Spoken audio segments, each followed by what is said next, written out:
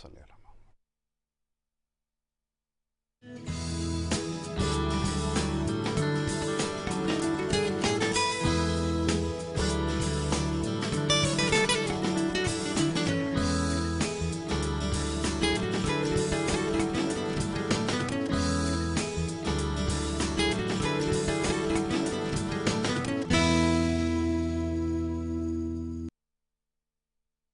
खैर तमाम देखने वालों को, प्रोग्राम का नाम है गुड मॉर्निंग कराची और मेरा नाम है मोहम्मद यासिर। नाज़रीन, प्रोग्राम गुड मॉर्निंग कराची में मुख्तलिफ मामलात और मसाइल के हवाले से गुफ्तगू करते हैं और कोशिश ये होती है कि अवामी नौइयत के मामलात और मसाइल के ऊपर प्रोग्राम में गुफ्तगू की जाए। सुबह के वक्त हल्के फुल्के अंदाज में हालात हाजरा के ऊपर भी गुफ्तगू की जाए। हमेशा ये बात दोहराता हूँ कि हालात हाजरा से वक्त की ज़रूरत है। गुज़िश्ता रोज़ भी बहुत सारे पैगामात मौसूल होते रहे मईशत के हवाले से ख़ास तौर पर, और ये कहा गया कि मईशत के हवाले से जो मामलात हैं जिसके ऊपर आप कई दिनों से गुफ्तगू कर रहे हैं, उस सिलसिले को जारी रखा जाए। बिल्कुल जी, ज़रूर इसको जारी रखा जाएगा। ताहम उसके साथ साथ दीगर भी और मामलात और मसाइल हैं, उसके ऊपर भी बात करना इस वक्त बेहद ज़रूरी है। ख़ास तौर पर गुज़िश्ता रोज़ एक बड़ा मामला और मौजू जिसकी तरफ निशानदेही की गई थी वो पॉलिसी रेट के हवाले से था, और ख़ादिम ने कुछ अरसे कबल ही इसकी पेशगोई की थी कि जो हालात इस वक्त हैं मईशत के, उसको देखते हुए ये कहना बड़ा मुश्किल है कि शरह सूद में किसी किस्म की कमी की जाएगी, और बिल्कुल वैसा ही हुआ। बहरहाल जी, इसके अलावा जो दीगर अशारी हैं उसके ऊपर इंशाल्लाह आगे चल के मौका मिलेगा ज़रूर गुफ्तगू करेंगे।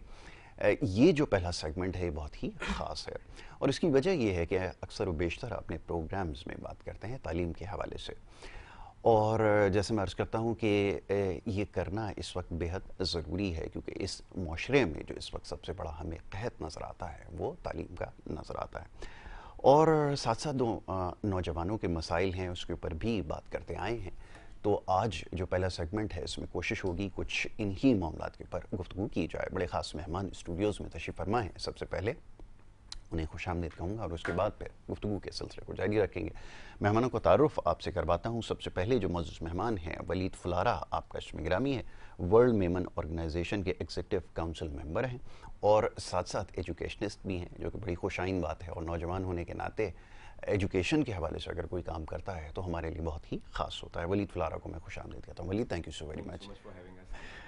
उनके साथ साथ तशरीफ़ फरमा है Shumaila Shimani, executive council member हैं आप भी, और इसके साथ साथ पेशे से फार्मासिस्ट भी हैं, और बहुत सारे और दीगर काम भी करती हैं, और ख़ास तौर पे एजुकेशन के हवाले से जैसे मैंने अर्ज़ किया कि बात करना ज़रूरी है, तो आपको इसीलिए आज यहाँ पे मदऊ कर रखा है। शुमाइला को भी खुशामदीद कहता हूँ। बहुत शुक्रिया आपका शुमाइला, प्रोग्राम में वक्त देने के लिए। उनके हमरा तशरीफ़ फरमा है एक और बड़ी ख़ास मेहमान उरूज ज़हरा, जो कि एजुकेशनिस्ट हैं, और इसके साथ साथ और भी बहुत सारे काम कर रही हैं, ख़ास तौर पे नौजवानों को मोटिवेट करने के लिए बड़ा अच्छा काम कर रही हैं। उरूज ज़हरा को भी मैं खुशामदीद कहता हूँ। उरूज, आपका भी बहुत शुक्रिया प्रोग्राम में वक्त देने के लिए। वलीद साहब, सबसे पहले गुफ्तगू का आगाज़ आपके साथ, आपकी जो एसोसिएशन है वर्ल्ड मेमन ऑर्गेनाइजेशन, उसके साथ इसके हवाले से थोड़ा सा हमें कुछ आगाह कीजिए। और ख़बर ये मिली है कि कोई इवेंट भी इस हवाले से करवाने जा रहे हैं, थोड़ा सा चाहूँगा ज़रा अपने बारे में भी बताएं, और साथ साथ इस कोशिश के हवाले से भी हमें बताएं जी। जज़ाकल्लाह। सबसे पहले तो बहुत शुक्रिया कि आपने हमें इस प्रोग्राम में मदऊ किया, और हम जो रिप्रेजेंट कर रहे हैं वो वर्ल्ड मेमन ऑर्गेनाइजेशन को रिप्रेजेंट कर रहे हैं, और बिलखुसूस वर्ल्ड मेमन ऑर्गेनाइजेशन की ग्लोबल यूथ विंग को रिप्रेजेंट कर रहे हैं, जिसके हम एग्जीक्यूटिव काउंसिल मेंबर्स हैं। वर्ल्ड मेमन ऑर्गेनाइजेशन मेमन का सरपरस्त और आप समझिए अम्ब्रेला ऑर्गेनाइजेशन है। ये एक ऐसी ऑर्गेनाइजेशन है जो पूरे के पूरे दुनिया के मेमन्स को आपस में मुत्तहद करती है, आपस में यूनाइट करती है, एक एजेंडा प्रोवाइड करती है, एक मैनिफेस्टो प्रोवाइड करती है, और एक डायरेक्शन प्रोवाइड करती है। और वर्ल्ड मेमन ऑर्गेनाइजेशन का जो बिलखुसूस मोटो है वो है education for all, community building. किस तरीके से हम एक दूसरे को एक इस तरीके की कम्युनिटी बना सकते हैं जहाँ पे हम financial lifting of the community, literature है या लिटरेसी है उसके ऊपर फोकस कर सकते हैं। So each and every aspect of the community building उस पे वर्ल्ड मेमन ऑर्गेनाइजेशन जो है वो फोकस करती है। और कॉन्स्टिट्यूशनली रिकग्नाइज्ड जो इसकी ग्लोबल यूथ विंग है वो हमारा जो मेन डोमेन होता है। हम कोशिश करते हैं कि ऐसे इवेंट्स जो है ऑर्गेनाइजेशन की तरफ से मुतारिफ़ किए जाएं, इस तरीके से प्लेटफॉर्म की तरफ से लाइंड अप किए जाएं जो ख़ास तौर पे हमारी नौजवान नस्ल को मोटिवेट करे, क्या अच्छी डायरेक्शन बात है। प्रोवाइड करे और उनके अंदर एक जज्बा जो है बेदार करे। उसके हवाले से बहुत सारे कम्युनिटी के इवेंट्स हैं जो इंशाल्लाह हम गाए बगाए बताएंगे आपको। लेकिन वेरी गुड। आज जो हम ख़ास तौर पे डिस्कशन के लिए आए हैं वो हमारा समझे आप मार्की इवेंट है। अच्छा। वो टॉक ऑफ द टाउन है, जिसने मेमन कम्युनिटी में आप समझे एक बज़, एक एनर्जी क्रिएट कर दी है। वेरी और गुड। सबसे बड़ी बात हमारा लेगेसी इवेंट है, उसको हम जो कहते हैं, हम जानते हैं उसको स्पार्क, और ये इसका 4.0 वर्जन है। अच्छा, और वेरी गुड। ख़ास बात आपको बताएं तो हमने with in the Memon community आपस में विद इन द टीम हमने ये कमिटमेंट की हुई है कि this version of the Spark event will be bigger, better, more fun and learn covering than ever before. So बिल्कुल ये ठीक है। हमारा एक कमिटमेंट है, ये हमारा एक इरादा है, और इस पे हम जो है चलिए, ये बेफिक्र बड़ी रहें। अच्छी बात है वलीद के, ये बड़ा ज़रूरी है अपनी कम्युनिटी के लिए काम करना, और कम्युनिटी बिल्डिंग जो है वो बड़ी ज़रूरी है। अब ज़रा आपकी कम्युनिटी के हवाले से बात करते हैं ना। कम्युनिटी के अंदर बिजनेस की टेंडेंसी तो हमें नज़र आती है, बट एजुकेशन एक प्रॉब्लम ओवर द इयर्स रहा है। और अब ये अच्छी बात ये है कि आपकी जो जनरेशन अब आ रही है उसमें मैं देख रहा हूँ कि एजुकेशनिस्ट भी आ रहे हैं, हाईली क्वालिफाइड लोग भी आ रहे हैं। समझते हैं कि इसके ऊपर मज़ीद काम करने की ज़रूरत है, इस चीज़ को और उजागर किया जाए। बिज़नेस के हवाले से तो एक बड़ा नाम बना रखा है, लेकिन एजुकेशन के हवाले से भी बड़ा काम होना बाकी है। इसके बारे में क्या कहेंगे? बल्कि मैं आपके दोनों जो एस्पेक्ट्स ना सवाल के उसके जवाब दूंगा। मतलब हमें इस चीज़ के ऊपर बड़ा नाज होता है, बड़ा फ़ख्र होता है कि हम जो है एक ऐसी कम्युनिटी से बिलोंग करते हैं जो कि सिर्फ बिजनेस पे नहीं बल्कि हमारी जो कम्युनिटी की खातिर ख्वाह क्वालिटी है वो है returning back to the community and the country in general. बल्कि जब हम ये कहते हैं तो सबसे पहला जो blank check mister Mohammad Ali Jinnah Quaid Azam को जिन्होंने दिया था वो मेमन कम्युनिटी से बिलोंग करते थे। बल्कि एक बहुत ही स्टीफन लुइस की एक किताब है Pakistan financial and trade policies, उसमें उन्होंने एक बहुत ज़बरदस्त बात कही थी कि जो मुसलमान पाकिस्तान हिजरत करके आए थे इंडिया से, उन्होंने फिस्कल ऑड्स को डिफीट किया था, और उस रेवोल्यूशन को जो सर फहरिस्त लीड किया वो मेमन कम्युनिटी ने किया। तो ये तो मेमन कम्युनिटी का एक खासा है जो शायद हमारे जीन्स के अंदर हमें विरासत में बिल्कुल मिलता ऐसा है ही है। बिजनेस। लेकिन साथ साथ जिस तरीके से बात के आगाज़ में हमने आपसे दरख्वास्त की थी कि जो हमारा वर्ल्ड मेमन ऑर्गेनाइजेशन के तहत एक मैनिफेस्टो है, एक मोटो है, वो है एजुकेशन फॉर ऑल। और बिला तफरीक और साथ साथ वर्ल्ड मेमन ऑर्गेनाइजेशन बहुत सारी जो हमारी मेमन जमात हैं उन सबको रिप्रेजेंट करती बिल्कुल है। ठीक है। तो एक ये वो प्लेटफॉर्म है जो तमाम की तमाम मेमन जमात को जोड़ती है। बिल्कुल ठीक है। साथ साथ ऐसे बच्चे जो कि एजुकेशन के मेयार को पूरा उतरते हैं, एजुकेशन का जज्बा रखते हैं और एजुकेशन के मैदान में कुछ करना चाहते हैं, बिल्कुल ठीक है। मेमन कम्युनिटी में कोई ऐसा बच्चा पीछे नहीं रहता, बहुत क्योंकि जमात का हमारा जो स्ट्रक्चर है वो इतना स्ट्रांग है और इतनी ओनरशिप है ऑर्गेनाइजेशन की, हर is very अपने important, एक yes. जो अपने रिप्रेजेंटेटिव हैं Individual है, उनकी बिल्कुल ठीक कि है। वो केस किसी न किसी तरीके से जमात तक पहुंचता है या वर्ल्ड मेमन ऑर्गेनाइजेशन तक पहुंचता है और वो जो बच्चा है वो Very केटर good. हो जाता है। बहुत बहुत अच्छी तो बात है। एजुकेशन हमारी जो ऑर्गेनाइजेशन है या जो हमारी कम्युनिटी है उसका एक मेजर कंसर्न भी है और उसके ऊपर बेतहाशा काम वेरी हो रहा है। गुड। शुमाला, इसी हवाले से आपसे भी बात करूंगा। ज़रा इस हवाले से बताइए कि आपकी क्या कंट्रीब्यूशन है, और ये जो इवेंट होने जा रहा है ज़रा इसके हवाले से भी ज़रा थोड़ा सा बात हो जाए कि एजेंडा क्या रखा है। जैसे भी बात हुई है कि 4th एडिशन इसका है, दैट इज़ 4.0, ये मॉडर्न टर्मिनोलॉजी है, शायद जो पुराने लोग हैं हमारी तरह इससे फेमिलियर ना हो। जी, इसके बारे में ज़रा बताइए अपनी कंट्रीब्यूशन। सो बेसिकली स्पार्क 4.0, लेकिन स्पार्क जब स्टार्ट हुआ था इनिशियली, अगर हम पास्ट में चलें तो हमने स्टार्ट किया था 2013 में, and I was the part of spark since 2013. माशाल्लाह। But I came and joined WMO as facilitator. Now I became the executive member of World Women Organization. Very good. So basically 2013 में residential conference नहीं होती थी। 2013 और 2014 में जो है वो हम 4 संडेज़ का इवेंट करते थे, ठीक। और बच्चों को उस वक्त भी हम एक्सपीरियंशियल लर्निंग ही प्रोवाइड कर रहे होते थे, लेकिन 4 संडेज़ में हमारा ये ऑर्गेनाइज किया हुआ था इवेंट। अब जो इसका 2017 से हमने इसको रिवैम्प किया और हमने इसको 3 डेज़ का रेजिडेंशियल इवेंट किया था बीच लग्जरी में, and after 2017 it's been years हमने दोबारा से इसको रिवैम्प किया है, रिलॉन्च किया है 2025 में। और इस बार का जो लोगो और हमने थीम रखा है दी जर्नी के नाम से, because we are revamping the spark and we are like फिर से हम उसी जर्नी पर आ गए लेकिन इस बार भी हमने 3 डेज़ की रेजिडेंशियल कॉन्फ्रेंस रखी है बीच लग्जरी होटल में, ठीक है। दैट इज़ ऑन 8, 9 एंड 10 अगस्त, ठीक। यानी फ्राइडे से लेके संडे तक का ये संडे तक इवेंट होगा, है। ठीक है। और मतलब 2 नाइट्स एंड 3 डेज़ का ये इवेंट है।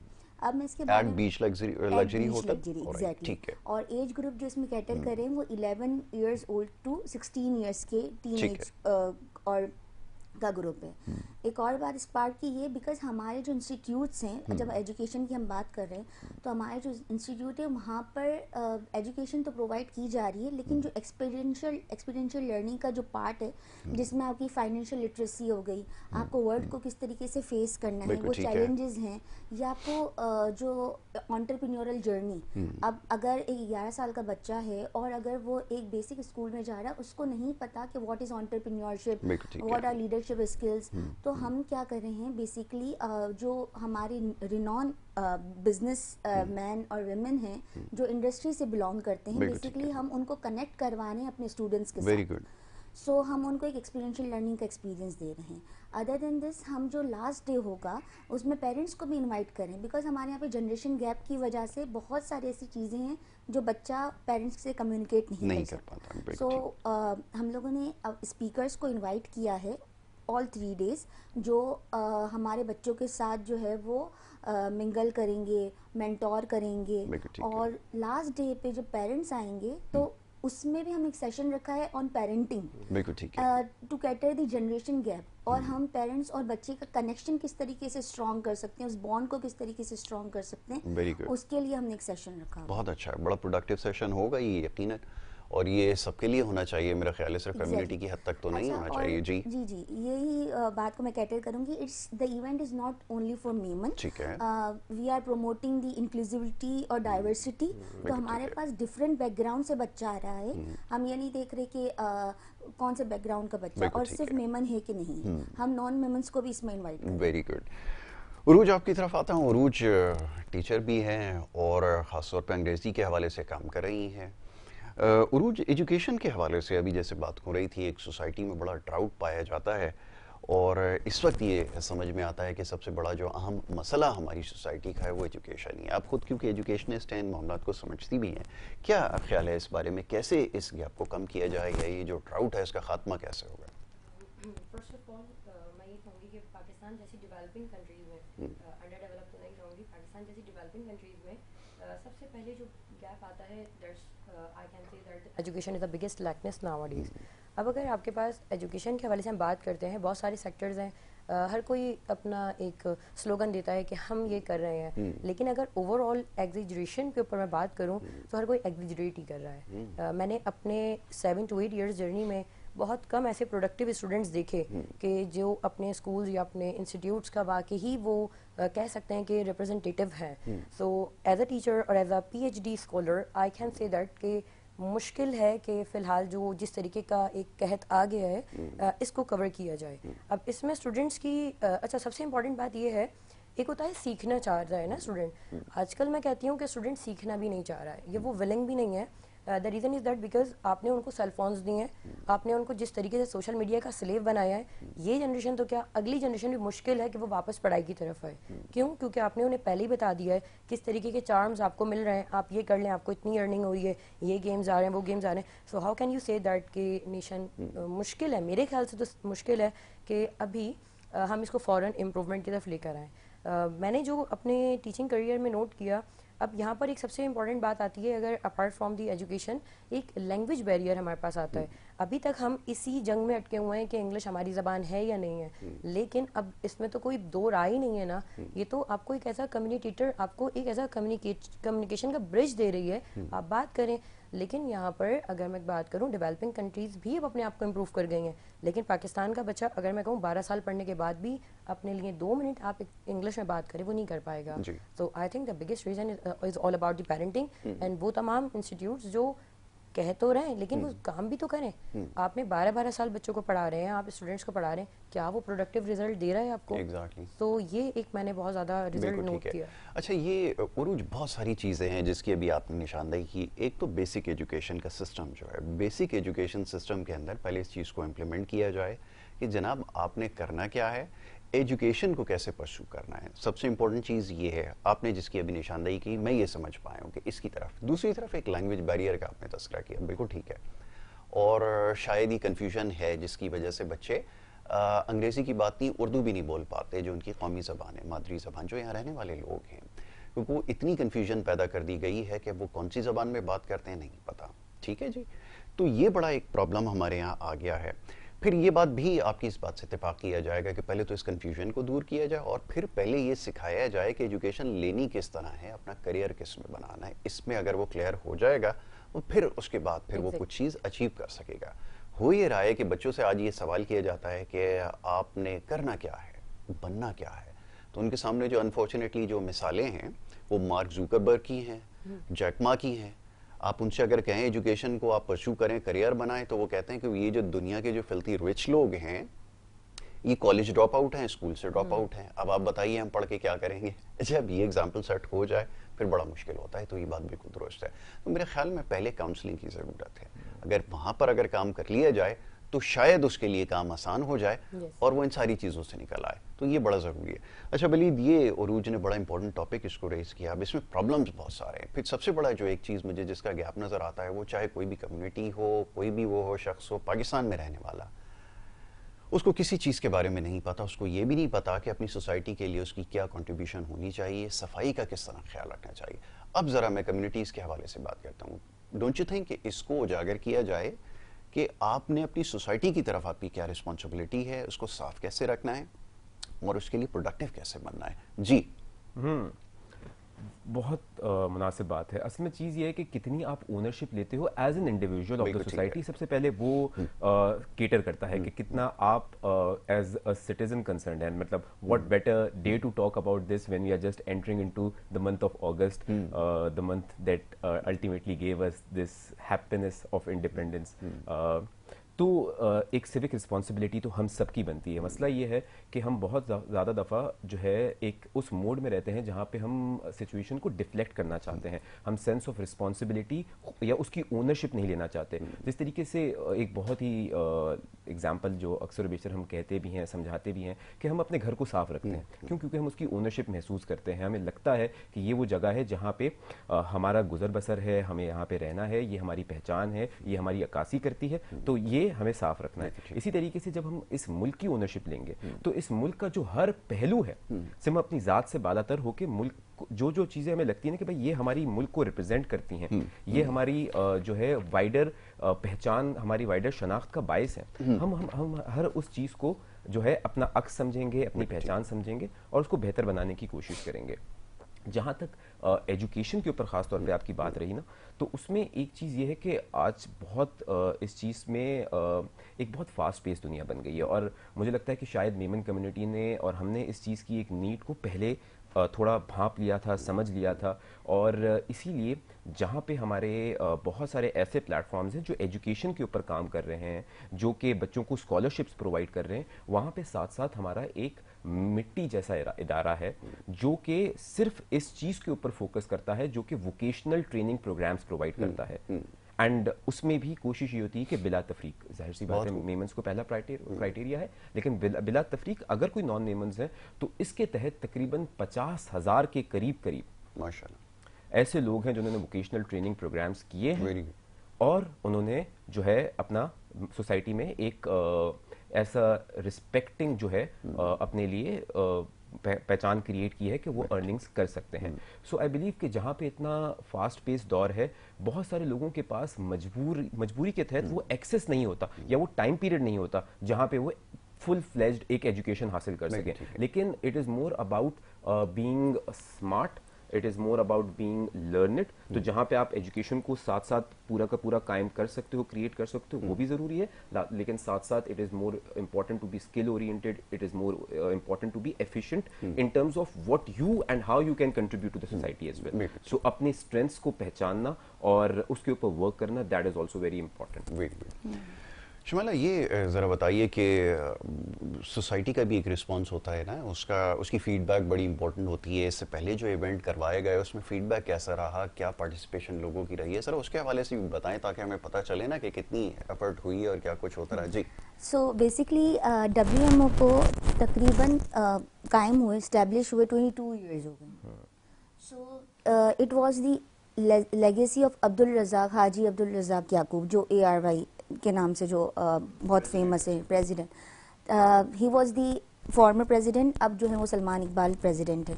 तो बेसिकली जैसे वलीद ने भी पहले बताया था कि हम जो है वो सब सारे जितने भी मेमन्स हैं, world Memon is international NGO organisation. तो हम जो है वो यूनाइट कर रहे होते हैं नॉट जस्ट पाकिस्तान के मेमन्स को, बल्कि India chapter, UK, USA, Canada, ये सारे चैप्टर्स ईयर में एक बार गैदर होते हैं इन द मिड पॉइंट. हमारी होती है एनुअल जर्नल मीटिंग, जो इंटरनेशनल लेवल पर होती है, जहाँ पे सारे चैप्टर गैदर होते हैं और वो आइडियाज़ एक्सचेंज करते हैं, नेटवर्किंग होती है. इसके अलावा जो आपने अभी बात की कि कौन से प्रोजेक्ट्स हुए हैं, तो हमारा बहुत एक विजिलेंट सिस्टम है जिसमें हर चैप्टर जो है उसके प्रोजेक्ट्स सेट होते हैं. लाइक 2 इयर्स का टेन्योर होता है, उसमें प्रोजेक्ट्स हमारे सेट होते हैं और वो प्रोजेक्ट्स रिव्यू होते हैं ईयरली. जो रीजनल मीटिंग होती है उसमें लाइक पाकिस्तान, एक तो वो मीटिंग है एनुअल जर्नल मीटिंग, जिसमें सारे डेलीगेट्स आते हैं डिफरेंट कंट्रीज से, उनकी परफॉर्मेंस रिव्यू होती है. बट उससे पहले जो रीजनल लेवल लाइक पाकिस्तान की जो परफॉर्मेंस रिव्यू होगी वो हमारी अपनी पाकिस्तान लेवल की मीटिंग में होगी. तो ये एक स्ट्रिक्ट विजिलेंट क्राइटेरिया है. नाउ हम आते हैं कि कौन कौन से प्रोजेक्ट्स पास्ट में हम करवा चुके हैं. तो जो लास्ट कुछ इयर्स हैं उसमें हमने निसा के नाम से एक इवेंट करवाया था. वो एक फीमेल निसा, जैसे द वर्ड इंडिकेट्स विमेन, तो हमने विमेन एंटरप्रेन्योरशिप के ऊपर और सारी खवातीन को गैदर किया था एट ड्रीम वर्ल्ड रिजॉर्ट. और तकरीबन हमारे पास जो ऑडियंस आई थी वो 150 प्लस पार्टिसिपेंट्स थे माशाल्लाह. और वहाँ पर आके उन्हें भी वही एक्सपीरियंशियल लर्निंग और वही रियल लाइफ के चैलेंजेस किस तरीके से फेस कर सकती हैं. घर से बहुत सारी खवातीन घर से काम करना चाहती हैं बिकॉज उनको दोनों डुअल रिस्पॉन्सिबिलिटीज़ मैनेज करनी होती हैं, बीइंग वाइफ, बीइंग मदर. वो चाहती हैं कि फाइनेंशियली इंडिपेंडेंट हो, तो वो कैसे मैनेज कर सकती हैं. तो इनके ऊपर बात हुई थी निसा के अंदर. और निसा के अंदर सिर्फ यही चीज़ नहीं सिखाई गई थी, बल्कि विमेन लाइक जो हमारी फीमेल है आजकल हमारी सोसाइटी में सेल्फ डिफेंस और चीज़ों की भी बहुत ज़रूरत है कि अगर जो है वो खातून जो है वो अगर खुद इतनी कॉन्फिडेंट नहीं होगी, उसको अपना डिफेंस करने नहीं आएगा, तो वो किस तरीके से दुनिया को फेस कर सकेगी. तो आप अगर इंडिविजुअल पे देखें, लेवल पर देखें, तो पहले उनको हमने इतना कॉन्फिडेंट दिया था, सेल्फ डिफेंस की ट्रेनिंग्स करवाई थी उसी इवेंट के अंदर, निसा के अंदर. फिर सेकेंड हमने इवेंट जो करवाया था अरीना में, ये मैं जो लास्ट टेन्योर था हमारा 2022 से 2023 का, उसकी चीज़ें बता रही हूँ. और उन प्रोजेक्ट्स को मैंने ही लीड किया था with other members as well, क्योंकि हम लोग जो काम कर रहे होते हैं वो हम इंडिविजुअल लेवल पे नहीं कर रहे होते, कम्युनिटी लेवल पे लाइजन करके सारे मेंबर्स के साथ कर रहे होते हैं. तो सेकंड जो इवेंट हमारा हुआ था अरीना में, हमने करवाया था. वहाँ पे मेल फीमेल दोनों को गैदर किया था और हमारी ऑडियंस तकरीबन 200 के करीब थी. और जो इवेंट था बेसिकली हमारा मेंटल हेल्थ के ऊपर ही था, बिकॉज हमारी सोसाइटी में डिप्रेशन का, एंग्जाइटी का रेट और कोई एक ये टैबू टॉपिक समझा जाता है. तो हमने उसको एड्रेस करने की कोशिश की थी और हमने बहुत सारे साइकोलॉजिस्ट और साइकेट्रिस्ट ऑन बोर्ड किए थे और उनको कनेक्ट करवाया था अपनी ऑडियंस के साथ. तो ये दो बहुत एक इवेंट्स कराए थे. इसके अलावा डिफरेंट इवेंट्स करवाए हमने, डिबेट्स कॉम्पिटिशन अमंग जो हमारे यंग एज के लोग हैं, टीनेज ग्रुप में आते हैं, पब्लिक स्पीकर, तो उनके लिए हमने रंगून वाला में लास्ट टेन्योर में डिबेट कंपटीशन करवाया था. इसके अलावा जैसे स्पार्क मैंने कहा कि 2017 में हुआ था, अब 2025 में हो रहा है. तो ये हम लोग डिफरेंट एज ग्रुप को कैटर करके चल रहे होते हैं ताकि हम सबको जो है ना वो सर्व कर सकें. बहुत अच्छी बात है. इसके ऊपर अभी मजीद करते ज़रा उरूज की तरफ वापस आते हैं. उरूज, अभी बड़ी इंपॉर्टेंट चीज़ आपने हाईलाइट की एजुकेशन सिस्टम के अंदर, ये कन्फ्यूजन कैसे दूर की जाए जिसका अभी आपने तस्करा किया. और प्लस ये कि एजुकेशन सिस्टम के अंदर एक बहुत बड़ा फ्लॉ ये नज़र आता है कि जो टॉप टियर स्कूल्स हैं या एजुकेशन इंस्टीट्यूशंस हैं, वहाँ तो चलें ये कल्चर डेवलप हो गया कि अंग्रेज़ी में बात की जाए, मगर जो सेकंड टियर में और बिल्कुल नीचे वाली टियर में जो आती हैं इंस्टीट्यूशंस या स्कूल्स आते हैं, वहाँ पे बड़ी हैरानकुन बात है कि बच्चा 12 साल की एजुकेशन भी ले, अंग्रेज़ी भी ना सीख सके, उर्दू भी ना सीख सके. प्रॉब्लम कहाँ नज़र आती है, इसको कैसे ठीक किया जाए, ज़रा कुछ इस बारे में बताएं. मेरे ख्याल से अगर हम इसको सही करने की तरफ बात करें तो स्टूडेंट्स तक बाद में आया जाएगा, पहले टीचर्स की जिम्मेदारी है. और मेरे ख्याल से जब हम कुछ पढ़ते हैं और अगर आपको एथिक्स के साथ आप कुछ पढ़ रहे हैं तो फिर वो आप अगली जनरेशन में ट्रांसफ़र करते हैं। तो मेरे ख्याल से हम स्टूडेंट को डायरेक्ट कहें कि भाई आपको समझना चाहिए तो कहेंगे कि भाई मैं ही क्यों, so no one is here to understand the responsibility of himself ना। तो पहले हमें ये पैगाम देना है, वो इन्वायरमेंट क्रिएट करना है। देखिए हम वर्ड्स ज़्यादा एक्ट्स पर अगर बिलीव करें तो ये बेहतर है। अब अगर छोटे लेवल के स्कूल्स हैं तो अगर उनका टीचर्स का पे लेवल बेहतर कर दिया जाए, और पे लेवल भी मैं ये समझती हूँ पे लेवल भी तभी बेहतर किया जाता है जब आपके अंदर कुछ पोटेंशियल होता है। अब हर कोई जॉब की तलाश में तो है, लेकिन क्या वो अपनी स्किल्स को भी मुहासबा करने को तैयार है कि भाई मैं किस लेवल पर आता हूँ। तो ये जो एक कंपटीशन के जो चल रहा है, एक रेस में हम एफर्ट कर रहे हैं, बस एक ज़बरदस्ती रेस का हिस्सा बन गए हैं, इसको ख़त्म किया जाए।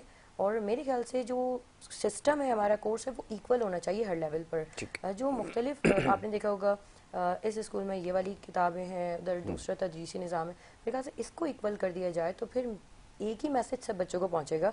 तो ये जो ये इक्वालिटी है ना, ये जनरेट होना बहुत ज़रूरी है। ठीक है, आप समझते हैं कि ये सिंगल जो कैरिकुलम है अगर ये इम्प्लीमेंट हो जाता है तो ये प्रॉब्लम रिजॉल्व हो जाएगी। बट बाहर वेस्ट में जाकर जब हमने अपनी एजुकेशन ली तो वहाँ पर ये देखा कि वहाँ पे भी इस तरह मुख्तलिफ सिस्टम्स हैं। एजुकेशन देखें वहाँ पर भी लोग उससे वो हो रहे हैं। जी, सिस्टम का मुख्तलिफ होना इतना मसला नहीं करता जितना उनको डिलीवर करने वाले का मसला होता है। आप समझते हैं कि टीचर्स की स्किल ट्रेनिंग होनी चाहिए, ये सबसे ज़्यादा ज़रूरी है। ये बात बिल्कुल दुरुस्त है, क्योंकि हमारे यहाँ होता ही है, आप लोग सब इससे शायद इत्तेफाक करें कि जब आपके पास कोई काम नहीं होता, कोई जॉब नहीं होती, तो ये कहा जाता है कि जब तक टीचिंग ही कर लो। तो ये एक बहुत बड़ा प्रॉब्लम हमारी सोसाइटी में है कि जब आपके पास कोई काम नहीं है तो आपको मशवरा ये दिया जाएगा कि जी टीचिंग कर लो जब तक। ये सबसे आसान तरीका है। तो पहले इसको ये समझा जाए कि ये बाकायदा कोई सर्टिफाइड प्रोग्राम होना चाहिए कि जैसे हम स्पेन की मिसाल लेते हैं दूसरी कंट्रीज़ की, वहाँ एटलीस्ट मास्टर्स डिग्री जो है वो एक टीचर के लिए होती है। तो अब ये तो कोई तरीका नहीं है कि आप जस्ट 10 एंड 12 ईयर्स एजुकेशन के बाद आप पढ़ाने लग गए। इवन दो आप छोटे बच्चों को पढ़ा रहे हैं, लेकिन आपके अंदर कितना पोटेंशियल है वो तो आप छोटे बच्चों को ट्रांसफ़र कर रहे हैं ना। सो मेरे ख्याल से एक सर्टिफिकेशन होनी चाहिए कि after this you will be able to get the job according to the teacher और टीचिंग फैकल्टी। ये होना ठीक है। और फिर आपके पास सेंटर्स भी होने चाहिए। स्किल के लिए आपको पहले कोई एक ऐसी इंस्टीट्यूशन बनानी पड़ेगी जो इस चीज़ को मेक श्योर करे कि जो ये टीचर्स आपके पास आ रहे हैं वो IAS काबिल हैं भी या नहीं। हमने बड़े क्वालिफाइड लोग देखे जो बहुत काबिल थे, सब कुछ था, मगर टीचिंग के स्किल्स नहीं थे, वो डिलीवर नहीं कर पाते थे, क्योंकि ये एक आर्ट है, ये सीखना पड़ता है। और कुछ लोग गिफ्टेड होते हैं और कुछ लोगों को सीखने की ज़रूरत होती है। लेकिन बहरहाल क्योंकि ये नहीं है प्रोसेस, तो वजह यही है कि बहुत सारे लोग आपके पास हैं मुख्तलिफ स्कूल्स के अंदर, ये शिकायत आती हैं कि बच्चा हमारा बड़ा वीक है। उसकी एक वजह ये भी हो सकती है, जैसे उरूज ने भी इसको पॉइंट आउट किया, कि वो क्योंकि डिलीवर नहीं कर पाते, इस वजह से बच्चा नहीं सीख पाता। अब ये बड़ा ज़रूरी है। वलीद साहब, आप तो खुद इसको बड़े गौर से सुन रहे हैं, यकीनन समझ में आ रहा होगा और याद भी आ रहा होगा कि हमारे भी कुछ ऐसे टीचर्स थे जिससे हमें बड़ी शिकायत होती थी कि अगर वो सही डिलीवर करते, लेट्स से अगर मैं इकनॉमिक्स का स्टूडेंट हूँ तो ये सबसे ज़्यादा शिकायत होती है कि जी इकनॉमिक्स हमसे नहीं पढ़ी जाती। तो मैं बड़ा हैरान होता हूँ, इसकी वजह क्या है? अगर इसको इंटरेस्टिंग बनाया जाए तो यकीनन इकोनॉमिस्ट बन सकते हैं। जी, अब बताइए इसको कैसे कम किया जाए, ऐसे ही बता दें अपनी एक्सपर्ट ओपिनियन इसके ऊपर क्या है। जिस तरीके से आपने कहा ना कि और आपने बहुत सही तरफ इस बात की निशानदेही की कि जब तक कोई और प्रोफेशन में जॉब नहीं मिल रही तो टीचिंग की तरफ आप जो है अपनी राह को या अपनी सिंध को गामजन कर लीजिए। लेकिन इसमें एक वजह यह है कि मार्केट में इसकी नीड है। अगर इतने सारे टीचर्स इस क्राइटेरिया के बावजूद भी हायर हो रहे हैं तो एक वजह तो ये है कि there is scarcity of teachers. Economical concept आ गया, ठीक। तो स्कार्सिटी ऑफ टीचर्स है। एंड सेकेंडली, बहुत जिस तरीके से मैम उरूज ने भी इस बात की निशानदेही की कि एक जो paying capacity of most of the schools है, क्योंकि बहुत सारे ऐसे स्कूल्स हैं जो गली मोहल्लों में खुल गए हैं। अब आप उनका जो स्केल है उससे ये एक्सपेक्ट नहीं करते कि वो बहुत ज़्यादा प्रीमियम लेवल पे पे कर सकते हैं। तो उनकी तलाश भी वही नौजवान बच्चे होते हैं जो कि अभी पास आउट हों या ग्रेजुएट हों और इतना बेसिक शऊर रखते हों कि अपने से छोटों को तालीम और बेसिक जो है एजुकेशन जो है वो फराहम कर दी जाए। और जिस तरीके से शुरू में ही बात हुई कि एक पूरी की पूरी कम्युनिटी की रिवैम्पिंग की ज़रूरत है। कभी कभी आज भी हमारे यहाँ वो माइंडसेट प्रिवेल करता है कि एजुकेशन से क्या होता है। जब तक हम बहैसियत कौम इस बात को एम्फसाइज कर करके बार बार उजागर नहीं करेंगे कि तालीम सिर्फ हमें जॉब के लिए हासिल नहीं करनी, बल्कि हमें जो है एक ओवरऑल कम्युनिटी बिल्डिंग के लिए हासिल करनी है, एक नेशन बिल्डिंग के लिए हासिल करनी है, और एक सही जो और मोतबर शहरी बनने के लिए हासिल करनी है, जिसके बाद हम जो बहुत सारे मसले मसाइल हैं जो ग्रास रूट पे हैं, जिसमें हमारा सिविक सेंस का मसला है, जिसमें हमारा मॉरल रिस्पॉन्सिबिलिटी का मसला है, जिसमें हमें अपने जो लॉज हैं, जो हमारे बेसिक ह्यूमन राइट्स हैं, उसके बारे में जो हमें पहचान है, हम हर चीज़ के बारे में एक शनासाई रखेंगे, एक आगाही रखेंगे, और जाहिर सी बात है जब हम इन सब चीज़ों के बारे में आगाह होंगे तो हम बेटर अपने आप को भी रिप्रेजेंट कर सकते हैं, अपनी कंट्री को भी रिप्रेजेंट कर सकते हैं। और जहाँ तक इस बात को मैं थोड़ा सा दूसरी तरफ भी ले जाऊंगा, जो इवेंट्स की आपने खास तौर पे WMO की बात की थी, तो WMO जिस तरीके से हमने आपको बताया कि it's a registered organisation with the head office in England and Wales, और इसके 7 चैप्टर्स हैं ओवरऑल हमारे, पाकिस्तान, श्रीलंका, इंडिया, साथ साथ अफ्रीका और नॉर्थ अमेरिका में भी। तो उसके तहत बेतहाशा इवेंट्स हो रहे हैं, और इसके तहत जो under the constitution of WMO जो रजिस्टर्ड ऑर्गेनाइजेशंस हैं वो ग्लोबल यूथ विंग और ग्लोबल लेडीज़ विंग है। और जहाँ पे हमारे मेजर इवेंट स्पार्क 4.0, जिसके लिए ख़ास तौर पे हम तो एज कम्युनिटी बहुत एक्साइटेड हैं, उसके साथ साथ WMO का एक खासा रहा है कि बहुत सारे, ख़ास तौर पे ग्लोबल यूथ विंग का, जिसमें हमने फेमिनार जैसा इवेंट करवाया है, थिंक वाइज जैसा इवेंट करवाया है, there have been career job expos, जिसमें खास तौर पे जो जॉब सीकर्स हैं उनके लिए एक प्लेटफॉर्म प्रोवाइड किया गया था, जहां पे हम डिफरेंट जो कंपनीज हैं उनको पोटेंशियल जो उनके एम्प्लॉयज़ हैं उनसे कनेक्ट करवा सकते हैं। So there have been a lot of projects for the welfare of the Memon community. साथ साथ टाइटन्स जैसा हमारा एक बड़ा प्रोजेक्ट है, जिसमें खास तौर पे जो ऐसे एंटरप्रेन्योर्स होते हैं जिन्होंने अपना कुछ मार्क क्रिएट किया होता है, उनके तहत हम एक्सपोजर प्रोवाइड करते हैं।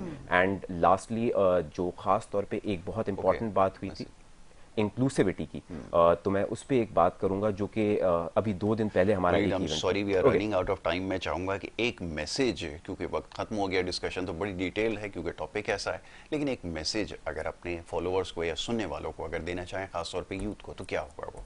मैं बस एक और जो मेरी एग्जांपल थी मैं उसी के तहत एंड भी करूंगा कि अभी हम लोग 2 दिन पहले फैसिलिटेटर्स जो है उसके लिए इंटरव्यूज़ कंडक्ट कर रहे थे, ख़ास तौर पे ये जो हमारा सेशन था WMO की स्पार्क के लिए, जो हमारी 3 डे रेजिडेंशियल कॉन्फ्रेंस है, और उसमें हमारे पास एक ऐसे फैसिलिटेटर के लिए रिक्वेस्ट आई जो कि पंजाबी कम्युनिटी से बिलोंग करते थे, और उनके जो रूट्स थे वो पठान फैमिली तक जाते थे, एंड दे वर लाइक कि we want to come to this event, we want to take learnings from this event, and we guarantee you कि वी आर सो इंस्पायर्ड। हमें हमारे दोस्त ने बताया था इस इवेंट के बारे में, जिन्होंने शायद 2017 में इस इवेंट को अटेंड किया था, जो कि स्पार्क 3.0 था, और जब उन्होंने अटेंड किया, सो अब हम इस इवेंट से, अब हम उस एज में तो नहीं है कि हम इस इवेंट को अटेंड कर सकते हैं, लेकिन we want to take the learnings from this event and we want to go back to our community and ensure कि हम एक ऐसा इवेंट करें जो कि खास तौर पे यूथ को केटर करे। So it is all about कि आप जिस एस्पेक्ट में भी या जिस कम्युनिटी को भी रिप्रेजेंट करते हैं, उसको आपको एक चीज को इंश्योर करना है कि it is all about returning back to the community. Alright Shumaila, one last word, क्या कहना चाहेंगी यूथ से, खास तौर पे यूथ से? जैसे हमने बात की एजुकेशन की, और आज टॉपिक ही एजुकेशन के ऊपर था, तो बस यही कहना चाहूँगी, जैसे आपने स्टार्ट में बात की थी कि आज की जो यूथ है वो मार्क ज़करबर्ग और इन सबको जो है वो बहुत ज़्यादा आइडियलाइज करती है कि वो ड्रॉप आउट्स थे, और उन्होंने एक इंस्टीट्यूशनल वे में उन्होंने जो है वो एजुकेशन हासिल नहीं की। तो मैं यूथ को ये कहना चाहूँगी बेसिकली कि वो जो ड्रॉप आउट्स थे वो वर्ल्ड के टॉप मोस्ट यूनिवर्सिटीज़ से, कोई हार्वर्ड का ड्रॉप आउट है, तो कोई MIT का ड्रॉप आउट है। तो अगर हम पाकिस्तान में रह के ये बात कर रहे हैं, तो आप जो है वो हार्वर्ड तक आपको पता है ना कि हार्वर्ड तक पहुंचने में ही एक चैलेंज है, आप वहाँ के ड्रॉप आउट होना भी एक अपने आप में जो है वो अचीवमेंट है। सो बेसिकली, बट स्टिल आपने बिल्कुल सही कहा कि ये एक बहुत बड़ी अचीवमेंट है, उसको भी देखें कि वहाँ तक पहुँचे कैसे। Exactly, yes. उरूज, आपकी तरफ से क्या मैसेज होना चाहिए? जी, मेरा मैसेज यही है कि educate yourself, improve yourself, understand the responsibilities of as a citizens, as a inhabitants of Pakistan, live in Pakistan, don't leave the Pakistan, love your nation. क्या अच्छी बात की है, बड़ा अच्छा पैगाम है ये सबके लिए कि जो कुछ करना है यहाँ रहते हुए करना है, बहुत सारी अपॉर्चुनिटीज़ हैं और इंशाल्लाह ज़रूर आएंगी। और ख़ास तौर पे जो कुछ सोशल मीडिया पे हो रहा है अभी एक अलग बहस है, इंशाल्लाह इसके ऊपर फिर मौका मिलेगा तो इन सब लोगों को दोबारा यहाँ पर बुलाएंगे और बहुत जल्द बुलाएंगे। यंगस्टर्स को बुलाते रहना वक्त की ज़रूरत है ताकि आपको उनकी बात ज़्यादा बेहतर तौर पर समझ में आए और हमसे ज़्यादा बेहतर तौर पर ये चीज़ों को एक्सप्लेन कर सकते हैं।